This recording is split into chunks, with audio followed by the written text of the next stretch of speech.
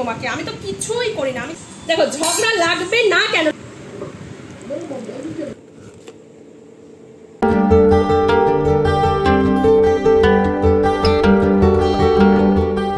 Good morning, welcome back to my channel Swapnapuran blog.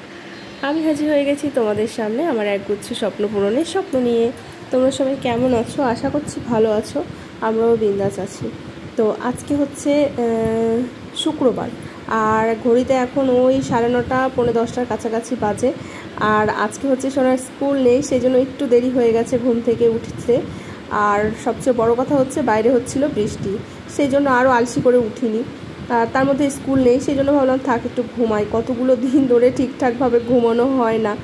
তো যাই হোক, আর এমনিতেও না সকালবেলা আমার না ঘুমটা একটু ভাঙতে চায় না, মানে সকালের ঘুমটা আমার খুব সুন্দর হয়।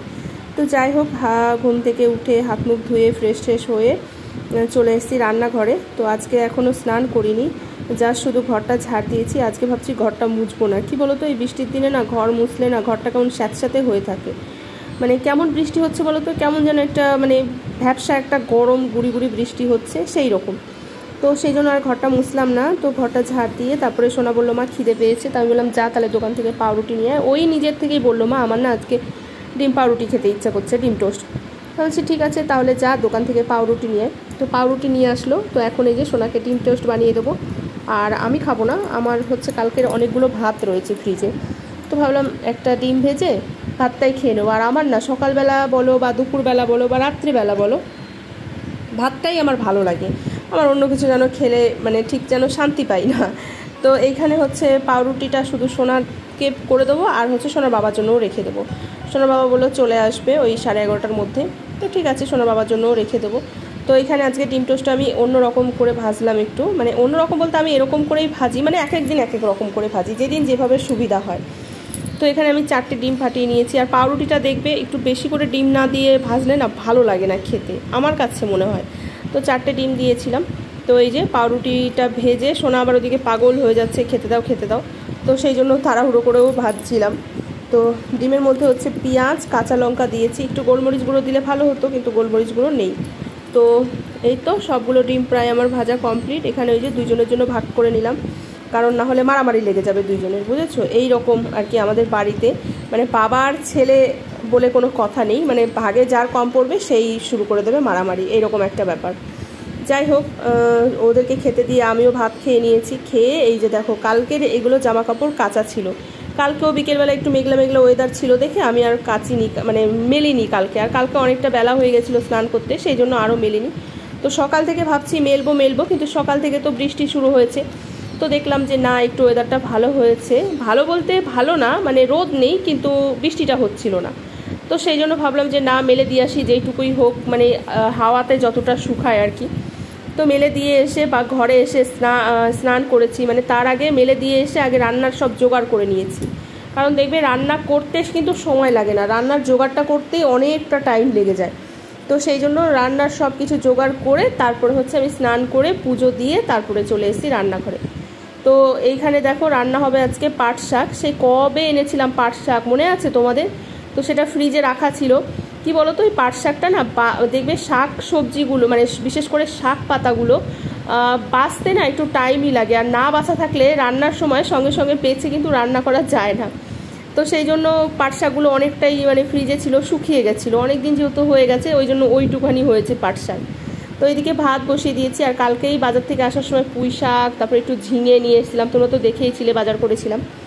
তো আজকে রান্না হবে ওই জ্যান্ত মাছগুলো দিয়ে, পুঁই শাকের দিয়ে আলু ঝিঙে বেগুন দিয়ে ঝোল, আর পাট শাক দিয়ে মাছের ডিম দিয়ে আর কি রান্না করব।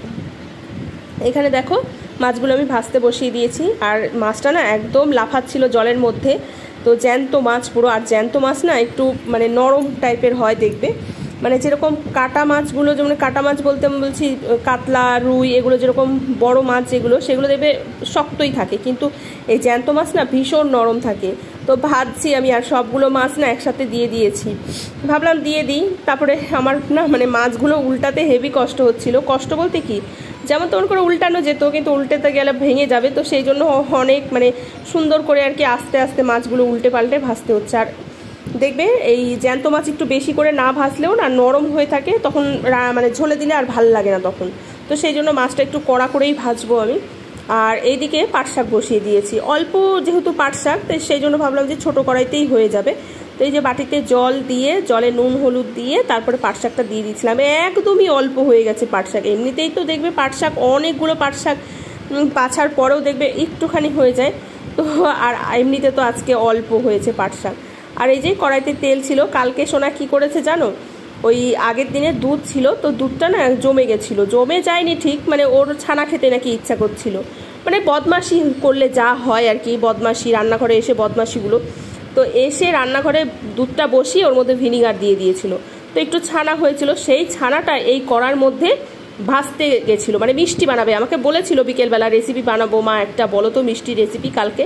তো আমি শুয়েছিলাম, শোয়ার মধ্যে কি বলেছি, তো ও এই কাণ্ডগুলো করেছে। তো এর মধ্যে তেল ছিল, তো ভাবলাম যে অল্প যখন পাট শাক তো এর মধ্যেই হয়ে যাবে। তো এখানে এই যে দেখো মাছের ডিমের থেকে পাট শাক কম, মানে মাছের ডিম বেশি, মানে ডিম দিয়ে পাট শাক কি, পাট শাক দিয়ে ডিম, মানে এরকম একটা ব্যাপার হয়ে গেছে। তো ওদিকে পাট শাকটা আমার হয়ে গেছে। পাট শাকটা আমি এরমভাবেই করি, পেঁয়াজ ফোড়ন দিয়ে, কাঁচা লঙ্কা ফোড়ন দিয়ে।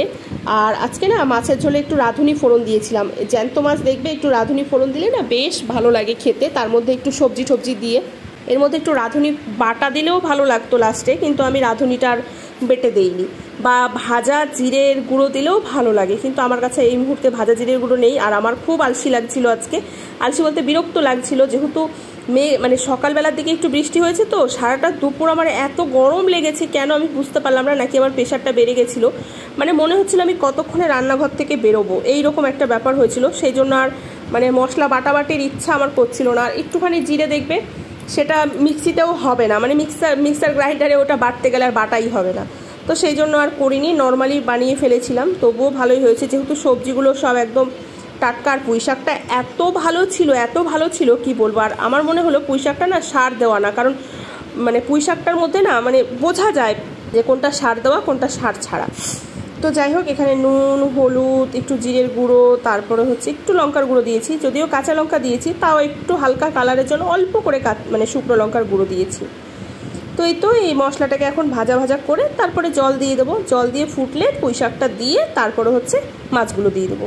আর মাছগুলো একটু কড়া করে ভেজেছি। আবার আমার শোনা না একটু কড়া মাছ ভাজা ছাড়া না ভালো খায় না, কেন কি জানে, ওর নাকি কড়া মাছ ভাজা কড়া করলে নাকি ওর খুব ভালো লাগে খেতে। এখানে দেখো মাছের ঝোল ফুটে গেছে, তারপরে এই যে মাছগুলো দিয়ে এখন একটু ঢেকে দেবো, টকবগিয়ে ফুটবে, মানে মাছের মধ্যে একটু মানে যে ঝোলটা ঢুকবে, তারপরেই মাছের ঝোল একদম নামিয়ে দেবো। দেখো মাছের ঝোলের কালারটা দেখো কি সুন্দর হয়েছে। আর এই যে যখন এই যে ফুটছিল না, এত সুন্দর একটা স্মেল বেরোচ্ছিল না, তোমরা এইভাবে করে অবশ্যই খেয়ে দেখতে পারো, দারুণ লাগে খেতে এরকম সবজি দিয়ে। অনেকে ভাববে হয়তো যে সবজি দিয়ে মাছের ঝোল আবার কীরকম, কিন্তু তোমরা একবার যদি করে খেয়ে দেখো না, বারবার খেতে চাইবে। ভীষণ টেস্টি একটা ঝোল হয়, আর গরম ভাত দিয়ে তো অসাধারণ লাগে। এই ঝোলটা না চন্দন আগে কোনো দিনও খায়নি, মানে আমার বিয়ের আগে। তো বিয়ের পরে আমাদের বাড়িতে আমার মা এই সবজি দিয়ে ঝোলটা করে একবার খাইয়েছিল। আর আমাদের বাড়িতে না মানে মাছের ঝোলটা সবসময় বেশিরভাগ সবজি দিয়েই হয়, তো তারপর থেকে ওর নাকি খুব ভালো লেগেছে, আমাকে রান্না করতে বলতে। দেই না তো তোমাকে, আমি তো কিছুই করি না, আমি তো এই চুপ করো না, চিল্লিও না খাওয়ার সময়। আমি এনে উঠতে জানি না, কি বলো তুমি, কত কিছু করো, আমাকে টাইম আমি সে কথা বললাম, আমি সে কথা বললাম বাবা, আমি বললাম এগুলো করো, তাদের হবে কি না, লোকের সুবিধা, লোকের বাবা। বন্ধুরা এই যে দেখো মাছের ডিম দিয়ে পাট শাক, পাট শাক না তো মাছের ডিমই বেশি, এত টেস্ট হবে দেখেই লোভ লাগছে। মাছের ডিম না, পাট শাক দিয়ে মাছের ডিম না, মাছের ডিম দিয়ে পাট শাক। দেখেছো, দেখো ঝগড়া লাগবে না কেন, লঙ্কা পাতে তুমি তো লঙ্কা ভালো খাও, তুমি তো লঙ্কা আলা মানুষ। সরি। আর এই হয়েছে মাছের ঝোল। মাছের ঝোলটা দেখা একটু সুন্দর হয়েছে, মাছের ঝোলটা খাওয়াও একদম আমার মায়ের মতন। মা না এরকম করে মাছের ঝোল বানায়, এত ভালো লাগে। চলো, কিন্তু জীবনেও এরকম মাছের ঝোল খাইনি কোনোদিন, কারণ ওদের না এখানে আমি দেখেছি, মানে আমরা যারা বাঙাল তারাই এরকম সবজি দিয়ে মাছের ঝোল খেতে ভালোবাসি, কিন্তু যারা ঘটি তারা মাছটাকে পুরো মানে মশলা দিয়ে মাছের শ্রাদ্ধ করে দেয়। তো যাই হোক, চলো এখন খাই। কিসের ঘটি তুমি? তেল ছিটকে, চলো খেয়ে নিই। কি বলো তো, আমি যখন রেগে যাই ও না আরও বেশি করে আমাকে রাগাবে, এত পেছনে লাগে কি বলবো। আর দেখো মানুষের মন মেজাজ তো সবসময় একরকম থাকে না, অনেক সময় না খুব বিরক্ত লাগে, রাগ উঠে যায়। আরে বাবা, আমার একটু দুঃখ কষ্টটা বোঝো, সবসময় তো মানুষের ভালো লাগে না ইয়ার্কি ফাজলামি।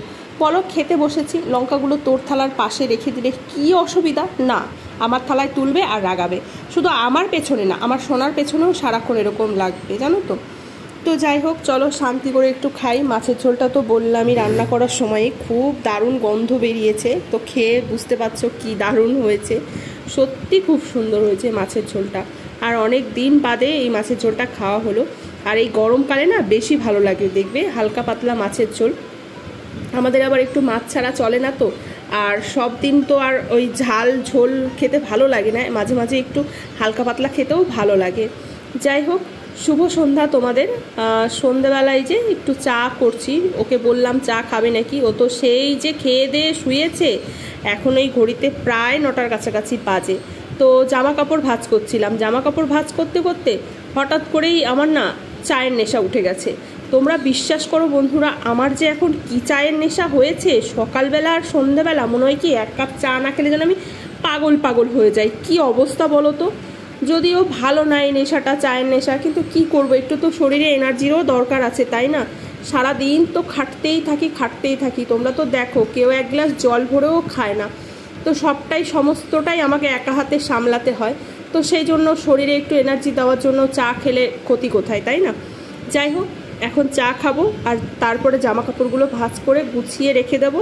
আর আজকের ভিডিওটাও এখানেই শেষ করে দেবো। আজকের ভিডিও তোমাদের কেমন লাগলো অবশ্যই কিন্তু কমেন্ট করে জানাবে। ভালো লাগলে শেয়ার করবে আর চ্যানেলটিকে সাবস্ক্রাইব করে দেবে।